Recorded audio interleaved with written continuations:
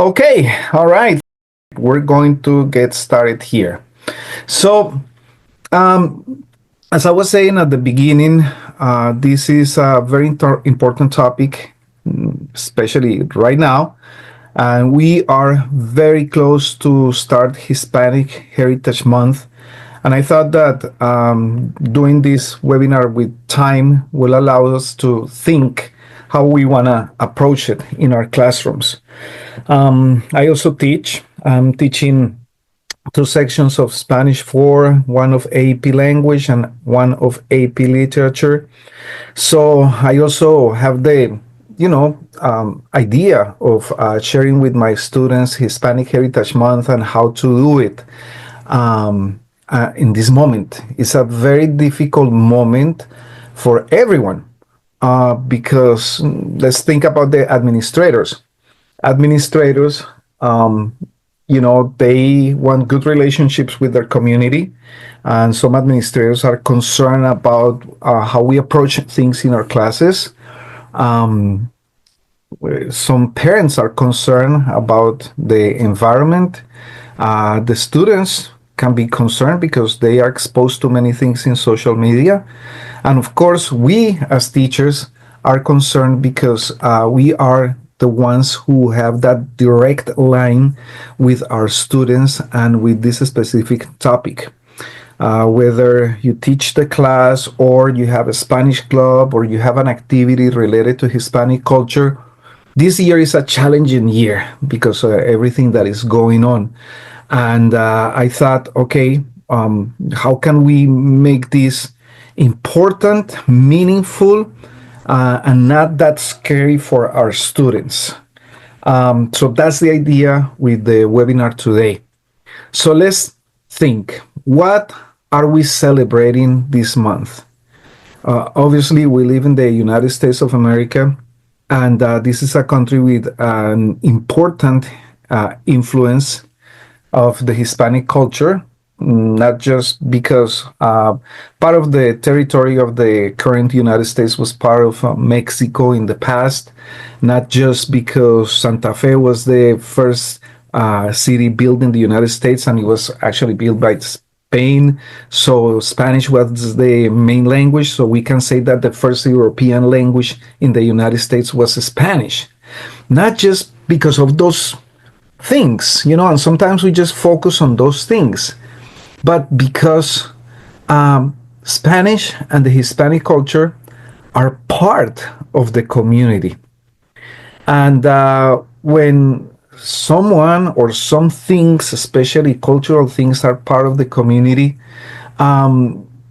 you can not ignore them nor try to erase because we are part of the community. So we're not anymore the guests. Yep. We are people who lives in this community, and I'm talking about over 60 million people. So we're talking about almost 30% of the population of the United States. So that means that for every 5 people, well, how many Hispanic people are in the United States?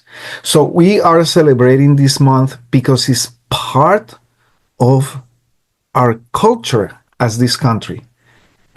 When we're part of the community and we celebrate something that impacts the community, it's part of the whole community.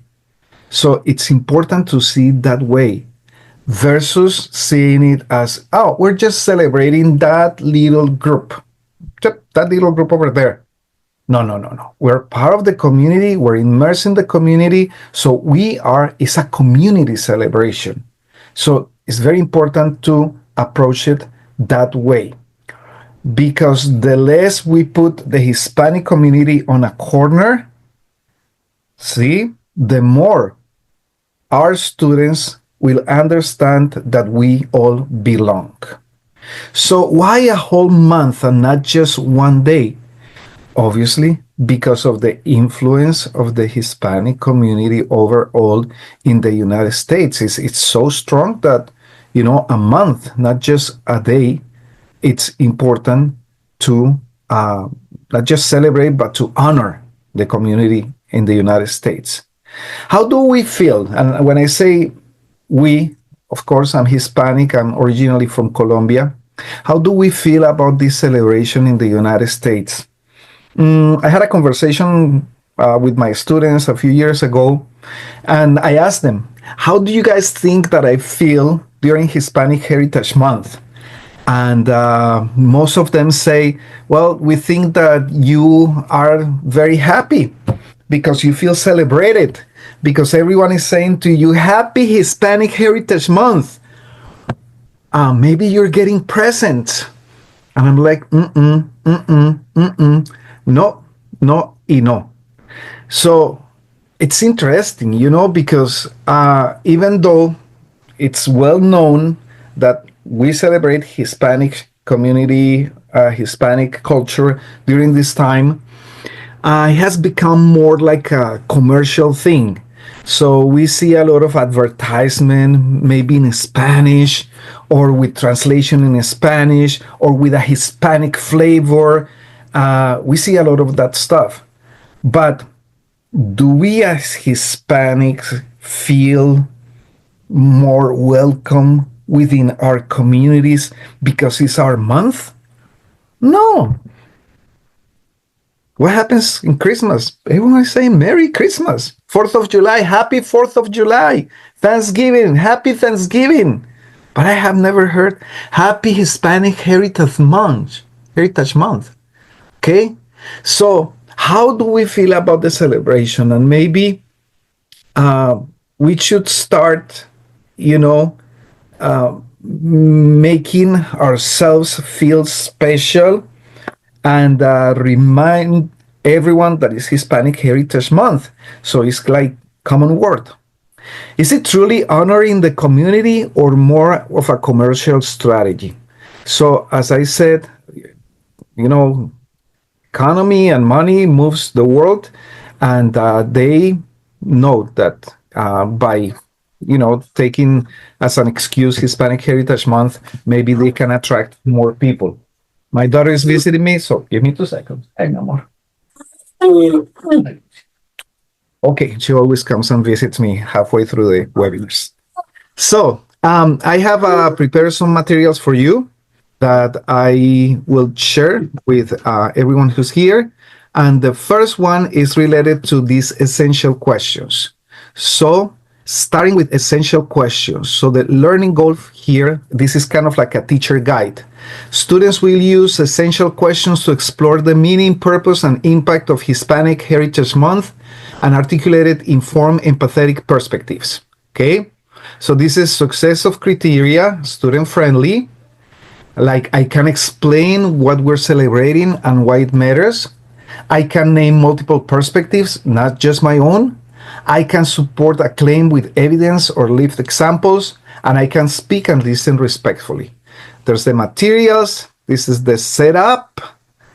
And something very important here is that we disagree with ideas, but not with people, right? There's a warm-up here. This is kind of like a lesson plan for you. Some essential questions, a starting set. What are we really celebrating? Why a whole month? These are the questions that I just had here and I started the discussion with. So these are low conflict discussion protocol ideas. So I will share this with you. Let me see if I can put it in the chat right now. Okay, chat grupo de la reunión. So, okay, that document goes in the chat right now. Important. My advice is open that link right away. Open that link right away and leave it open in your browser because you cannot copy and paste from Zoom. So open the link and just leave it there, and then afterwards you can, from your browser, copy the link. Okay? All right, let's keep moving. So we start with some essential questions, kind of like reflecting of what this is. Now let's talk about stereotyping. We all know that there are many misconceptions about the Hispanic community in the United States. Like, for example, they are all Mexican. They don't speak English. They are all illegal. They only work in construction or cleaning. And these are not just stereotypes that I'm mentioning here, but this is reality. I was sharing with my students that when I came to the United States 25 years ago, and I was in my first year of teaching, during my first parent teacher conference in a rural community where I was working up north, a parent came and asked me, so why did you teach? And I say, I teach because I went to college to teach. I recently had come to the country. And then he looks at me, well, but you're Hispanic. I'm like, yeah. And then he says, well, you should be cleaning bathrooms or maybe working at McDonald's. And I mentioned this before, and some of you have heard this story. At that moment, that totally went over my head.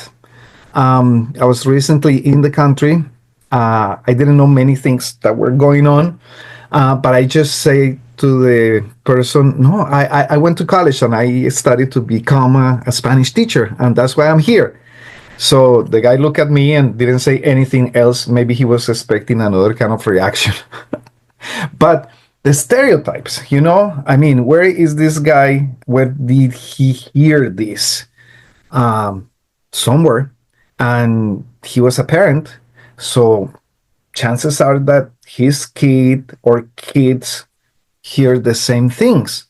So there's a bunch of stereotypings, So if we dedicate a little bit of time to talk about the stereotype of the day, that goes a long way. And please don't be afraid, because sometimes we just avoid the topic. Sometimes we just don't talk about that. Like in that movie, Paraíso, we don't talk about Bruno. So sometimes we don't talk about these things, and it is very important that we actually talk about it, okay? So for example, the first stereotype we're going to talk about today is they are all from Mexico. Well, let's just show them that immigrants come from everywhere, especially to the United States. And if we focus on the Hispanic community, well, immigrants come from many countries, including, in this case, Colombia, myself, not just from one part. And that leads us to discussions that are very rich related to the cultural differences between different countries of Hispanic ascendance. Because sometimes they think that we are exactly the same, that everyone eats tacos, that everyone loves the spicy sauce on their food. It's not that way, right?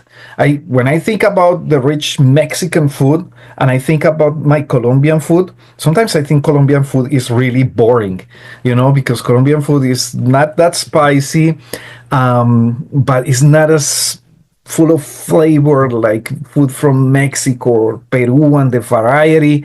So they need to know those kind of things, because the Hispanic person is not just the person, but their culture. So how beautiful would be that if a student in the future meets someone from Colombia, they already know that their food is different from the food from Mexico. That takes them a long way, because as adults, then they can start a conversation with that person about Colombian food. Oh, I heard Colombian food is different from food in Mexico. And what happens is not just the conversation, is the connection that you start making through that little thing. So in the end, we're bringing topics that are going to help our students connect with other people at different levels in about different topics. That's the value. It's not just the classroom experience. Okay, so when we talk about moving beyond stereotypes, excuse me, I have here another guide for moving beyond stereotypes. The goals, the materials, excuse me. Okay, and let's see, and some activities there that you can work with. In this document, you can also see some of the most common stereotypes that are like present in especially in the United States.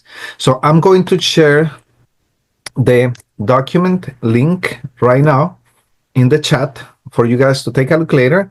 Again, don't try to copy and paste. Just click on the link and leave it open on your browser. Then you can copy it from the browser.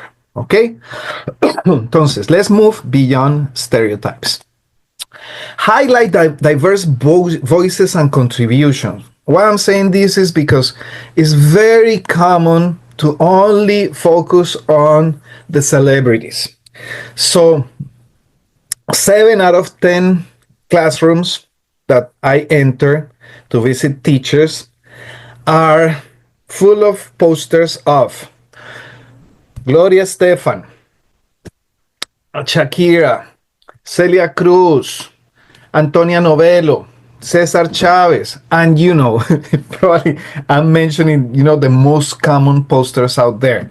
So either people who are famous or were very famous because of what they have done with their communities, could be, or because they are celebrities, or because they are athletes. And I'm not saying that it's not valuable. Of course it's valuable. But then what is the message that we're giving to our students? Number one is a message of the past. Okay, these people, many of them are dead. So does it mean that there are not Hispanics right now that, are important? So that is why it's so important to introduce people who are doing great things right now. Writers, journalists, scientists, doctors, muralists, chefs, community leaders, activists. Let's bring, other people. And you're going to find out that the kids are going to be very surprised that they have heard about some of them. They had no idea that they were Hispanic. It happened to me yesterday. I brought a song by Carlos Santana. And then they're asking me, so how old is Carlos Santana, señor? Well, Carlos Santana, he's probably 75 years old right now. What? 75? What? And I said, yeah, he's probably 75 years old. And then one student raises her hand and she says, isn't that the guy for this song, Maria Maria? I'm like, well, let's look on Google. And then we play the song, Maria Maria. And all the kids, yeah, and they start singing the song. These are teenagers, they know that song. I was like, what?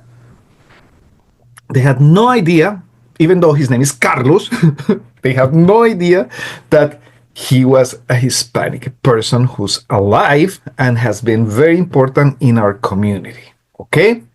So there are examples, and I also prepare a document for you with the learning goal, the materials, the setup time, and introduce different figures, like, for example, writers Julia Alvarez, Sandra Cisneros, journalist Jorge Ramos, importantísimo, María Hinojosa, scientist, Helen Ochoa, Novello, muralist, Judith F. Baca, Carmen Lomas Garza, musicians, Gustavo Dudamel, de Venezuela, el director de orquesta, and there are many, many more current Hispanic people who contribute big time to our community. Because remember and keep in mind, this is our community, it's everyone's community.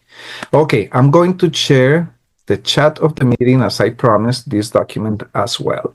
Okay, all right, let's keep moving. So that way we're highlighting diverse voices and contributions, not just those of artists, celebrities, or athletes. Also, we need to contextualize the historical presence in the United States. We talked about this at the beginning of the webinar, how the presence of Hispanic community has been here for years and back in centuries, and how that makes the Hispanic heritage a foundation of the history of the United States. So in order to contextualize this historical presence in the United States, here's a little guide for you guys that you can take a look later with the same organization that I showed you yesterday. Some examples here. For example, in 1513, Juan Ponce de León arrived to Florida and first recorded Europea to U.S. history. Hernando de Soto. We have Juan de Oñate, la ciudad de Santa Fe, the California missions, place names in the United States, Florida, Nevada, Colorado, Los Angeles, San Francisco, San Antonio, El Paso, Las Vegas. Many of our students think that these are words in English. That's very interesting, you know? So obviously, because it's not La Florida, but Florida. It's not Colorado, but Colorado. Entonces, they feel that it's part of the English language. So here's a way how we can bring this topic and make them aware of that historical context that is going to be very beneficial for them. Many of our students are very passionate about history, so we need to take them from every angle, all right? All right. The most important thing, my friends, is to humanize the immigrant experience. What this means is that the immigrant experience or the immigrant topic has been highly politicized in this country. And we need to try to make it as what it is, a human experience. In order for us to be able to humanize the topic of immigration in our classrooms, we need to share testimonies. Many of you might not be Hispanic or Hispanic descendant, but you probably know people who are great friends, maybe in your family. So we need to share those testimonies, okay? And especially testimonies of people who has the experience of coming to this country and probably going through tough times.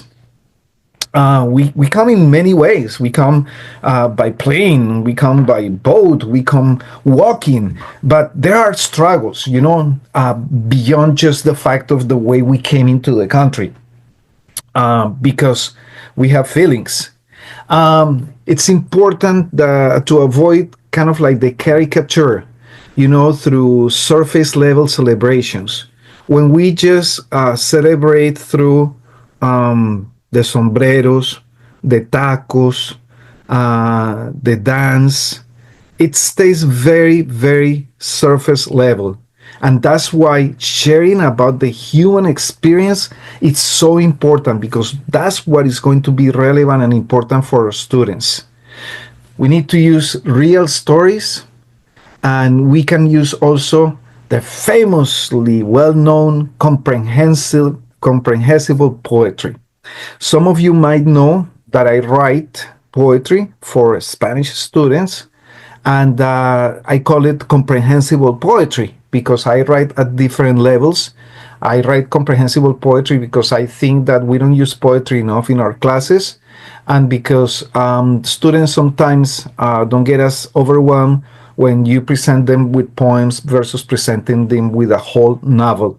So many teachers use my comprehensible poetry, and I'm going to show you an example in a specific book where I humanize the immigrant experience, because it's my experience as well, okay? So let's remember that for many students, their first meaningful connection with a Hispanic person is their own teacher. That's human connection. If the teacher is Hispanic, human connection. If the teacher is teaching Spanish because they love the culture, they love the language, obviously, and they teach the language, and they share stories about when they visited countries or when they hang out with friends from the Hispanic world, or everything that they know about the Hispanic world, then that's so important for our students. I want them to see me as a person. So the change happens when, instead of them seeing Señor Ojeda as the Colombian, Hispanic, I want them to see me as a human. Es decir, that guy likes Guns N' Roses. He loves Metallica. And love of his life is his daughter, Sophia. As you could see, she comes and visits me, right? That's looking at me as a person. But I'm Hispanic. I don't want them to see me as a Hispanic. I want them to see me as a person who is part of their community, right?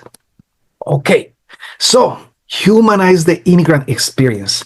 So here again, step-by-step teacher guide on how to humanize the Hispanic community. Okay, I'm going to put this document again on the chat for you guys to take a look and to decide what can you bring to your classes and how to do it. All right, and as I mentioned before, I write comprehensible poetry. So one of my books that I have published is called Nostalgia Migrante. And Nostalgia Migrante talks about immigrants from the human side. And of course, I work with this book in my classes. My students read these poems. So here's an example. Poema Inmigrar. Y dice, ¿qué es inmigrar? Es cruzar montañas, desiertos, senderos, ríos y el mar. Es mirar adelante sin permitir que la nostalgia nos obligue a mirar atrás. Es nunca olvidar las miradas, las sonrisas, las voces, las imágenes de quienes te enseñaron a amar. Es la alegría de un nuevo comenzar. Es la tristeza de tener que hacerlo todo casi en soledad. Es valentía, es coraje, es la ilusión de triunfar, es aliento, es ímpetu, es la esperanza de regresar. Inmigrar es buscar refugio en otro lugar que no es hogar. Our students, when you ask them why immigrants come to the United States, the first thing they say is like to look for a better life. But they don't know what really goes inside of the immigrant. And we can communicate those things through this kind of poetry, for example. And there's another poem here, just gonna read two, that is called Luces de Libertad. Salir de tu país es como dejar navegar por el amplio y conocido mar para entrar en un bosque de caminos intrincados en donde de repente atrapado te sentirás. Salimos de nuestro país buscando un nuevo aire que nos permita respirar. Sin embargo, la distancia y la nostalgia poco a poco empiezan a ahogar. Descubrimos entonces que es en nuestra mente donde habita la libertad. Sales de tu país y hasta se niegan las leyes de la gravedad. Aquellas que de tu cama cada mañana te hacían saltar, para tu gente, tus costumbres y tu mundo abrazar. Te despiertas hoy en otro lugar. Aunque amanece, sabes que el día un poco oscuro permanecerá. A la luz de tu pasado llamarás para con el recuerdo de las sonrisas tu día poder iluminar. This is what happens inside of the immigrant self. Okay, so Nostalgia Migrante, you can find Nostalgia Migrante. I'm going to share the address for this book here in the chat in case you are interested. Nostalgia Migrante. All right, my friends, let's keep moving. So, authentic and meaningful activities. This set of documents that I'm going to share right now are more like student guides instead of like teacher guides, okay? So the first section is authentic and meaningful activities. So where do immigrants come from? What are the contributions of the immigrants? Compare, how the economy looks in different countries, because when we allow spaces for our students to talk about other topics that are not immigration, but other topics that they can compare, that's very important as well. So what I do in my classes, for example, okay, guys, what can you buy with $1 here in the United States? Well, they have no idea, but I help them, okay, with $1. Okay, and then I tell them $1 in Colombia is 4,000 pesos. Ooh, what? 4,000 pesos? Yeah, 4,000 pesos. What can I buy in Colombia with 4,000 pesos? Okay, in the States with $1, let's see. A half gallon of milk is 169. Not enough. A loaf of bread is $2. I only have $1. Maybe 12 eggs. 12 eggs right now are like $3. So maybe I can buy 4 eggs with $1 or 3 eggs with $1. Okay. Now let's look in Colombia. 4,000 pesos. What can I get with 4,000 pesos? It's interesting because with 4,000 pesos in Colombia, you can buy more. See? So they start looking at those differences on how the economy looks different in either country. Let's talk about minimum wage. Minimum wage in the United States, let's say $15 per hour. Minimum wage in Colombia, every month they're paid, not every day, every month.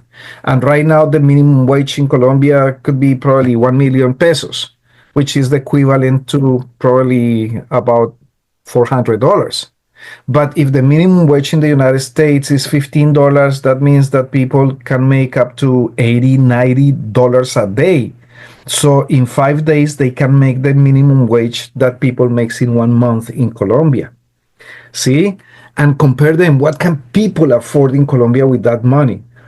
When we talk about breakfast, is one thing, but when we talk about housing, transportation, clothing, food, for one whole day, for one whole month, it's not that much. See? And it's not that much here in the United States either. So those conversations are so important because then they realize that we could be in the same situation, even though the United States of America is the most powerful country in the world. Yeah, but then let's move and look at health system. How is the health system working? Let's look at people without housing. Why do we see so many people without housing in the streets in the United States? See? So that starts creating empathy in our students. They start understanding that more than different, we are very equal. So authentic and meaningful activities. I'm going to share with you this document that I prepared. That is, this is a teacher guide still. Okay, doesn't matter. So I'm gonna put it in the chat. I'm going to do this fast so we can finish soon. Okay, there you go. Again, please open it in your browser. All right, my friends. So here we go. Let's continue. All right. So I talk about, celebrating polarized times. So strategies that we can apply to avoid conflict when we're celebrating the Hispanic Heritage Month. It's important to recognize that today's climate is a challenge. And the only way we can work with it is by promoting critical thinking. And that means that the idea is not to try to impose what we think. And that's hard because as a Hispanic, I feel affected in so many ways. And I'm not going to say that I'm passionate about it because it's beyond that. Sometimes I'm angry, see?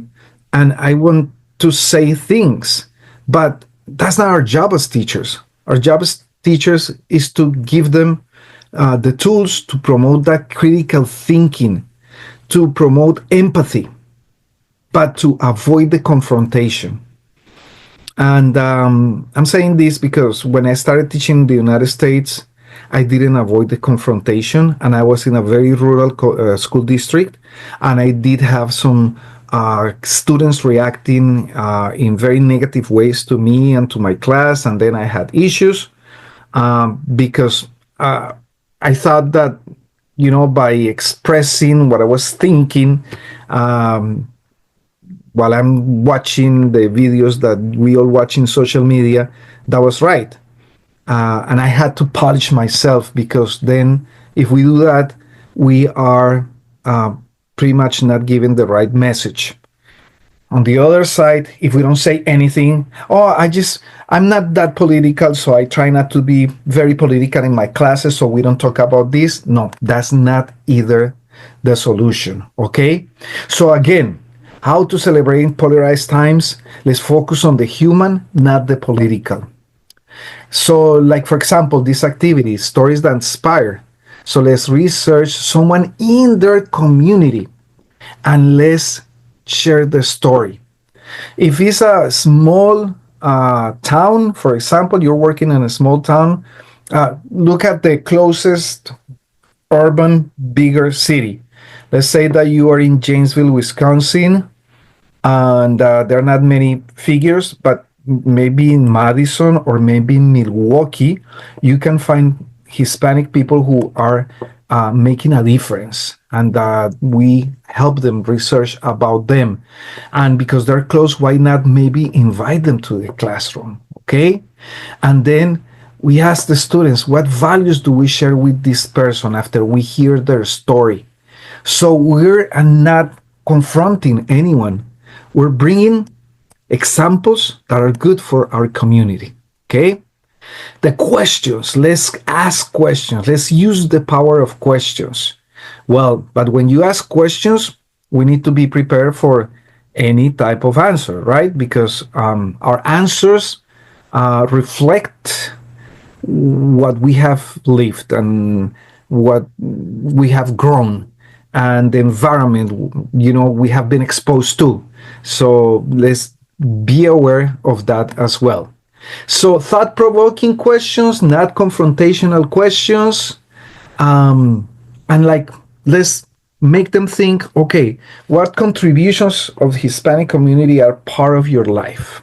Okay, because it's not just the landscapers, it's not just the morning shift at McDonald's that are all Hispanic, it's not just the people who are roofers, see, but could be their doctors, obviously their teacher, and I'm not the only Hispanic, see.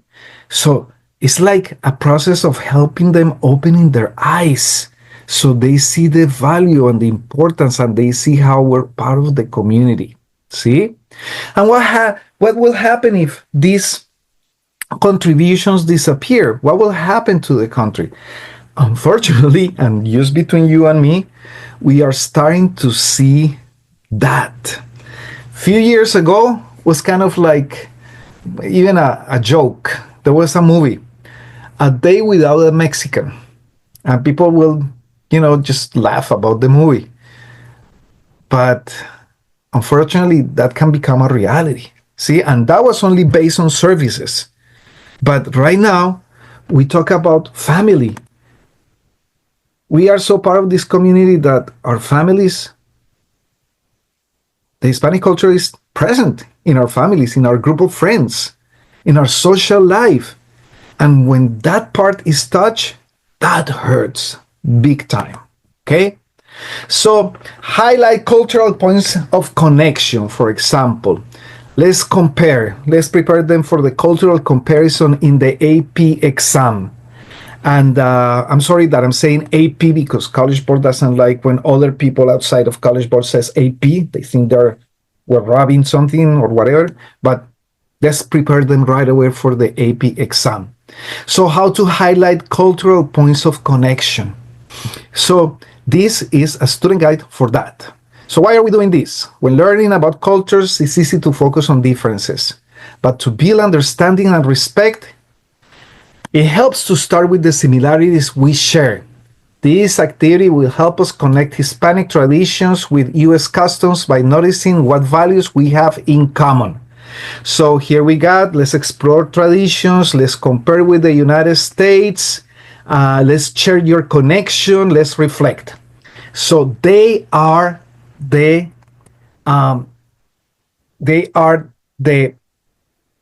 important people because it's starting from their own perspective and from their own experience.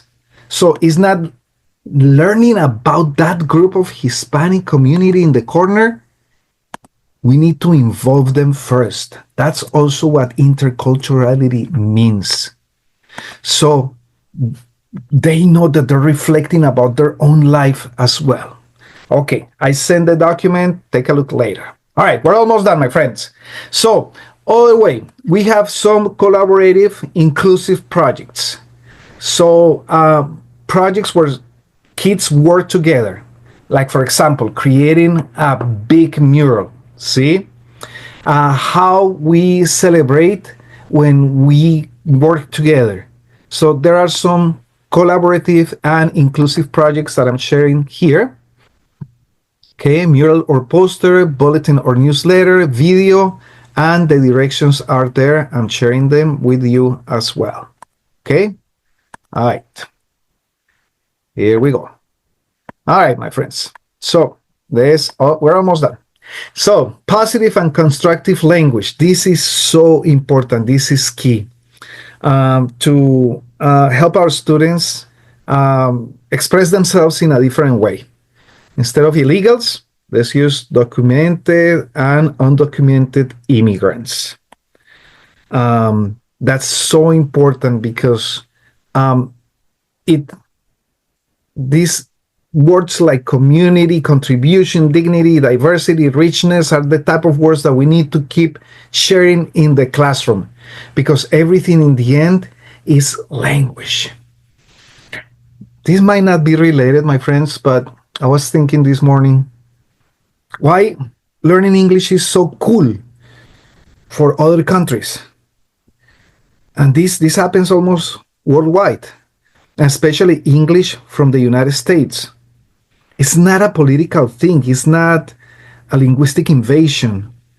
It's just the way that language sounds to the young, it's appealing to the young people. Hey, my name is John. It's appealing. And people, the first connection is through languages. So when we are conscious and intentional about the language that we use in our classroom, that creates a better environment. So let's use a positive and constructive language. No illegals, no foreigners. They don't belong here. No burden, no strange, okay? And then instead of saying one thing, we say other thing, and that creates a different vibe in our classrooms. So it's just, we have to be very intentional with everything that we bring to our instruction, to our classes. I'm sharing that document there. Okay, thank you for being here. You deserve the document.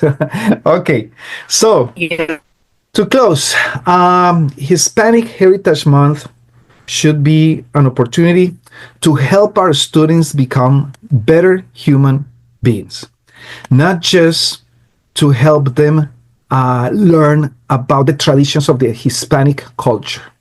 Hispanic Heritage Month is more, or should be more than food, music, or famous people. It's about you. It's about me. It's about them. It's about real people, real contributions, real stories. So there are some activities here that will help us go beyond those stereotypes that we hear to pretty much all the time. So again, I'm going to share that document with you so you can take a look later and plan your classes accordingly. All right. The United States is a multicultural nation. Multicultural now these days is not just that it's a nation where you find foods from all over the world or where you hear so many languages in different places. Multicultural nation means that we are taking a little bit from each other to be the community that we are.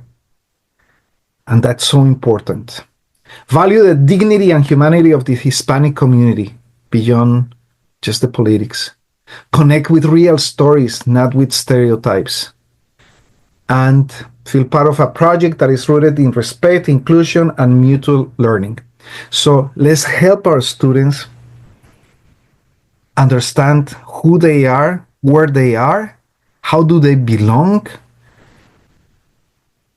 on their communities, who's with them, who are part of their community, instead of just learning the capital cities of the Hispanic countries, the foods of the Hispanic countries, and all those surface things that I'm not saying that are not important. They're important and fun, but they cannot be the focus of our teaching.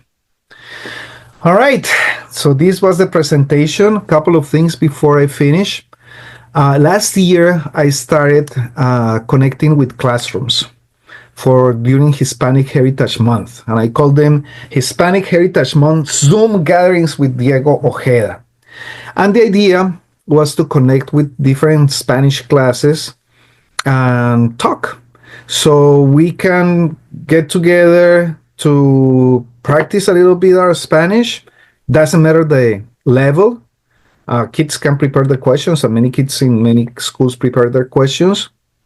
I can share about my experiences as an immigrant, or as a teacher, or as a writer, or as a presenter. And I had a great experience last year sharing with over 16 schools nationwide, even schools in Canada. So if you would like to be, if you are interested in this, I'm gonna send you a link where there's a Google form where you can write your name and tell me that you are interested in connecting at some point during Hispanic Heritage Month. So Hispanic Heritage Month Zoom gatherings with Diego Ojeda. I do not charge for this.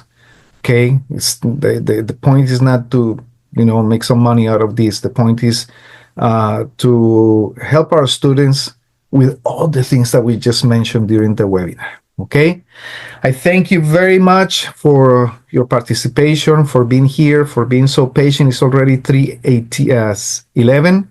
Let's connect via Instagram. I'm going to copy my Instagram in the chat. Let's follow each other. Let's keep in touch.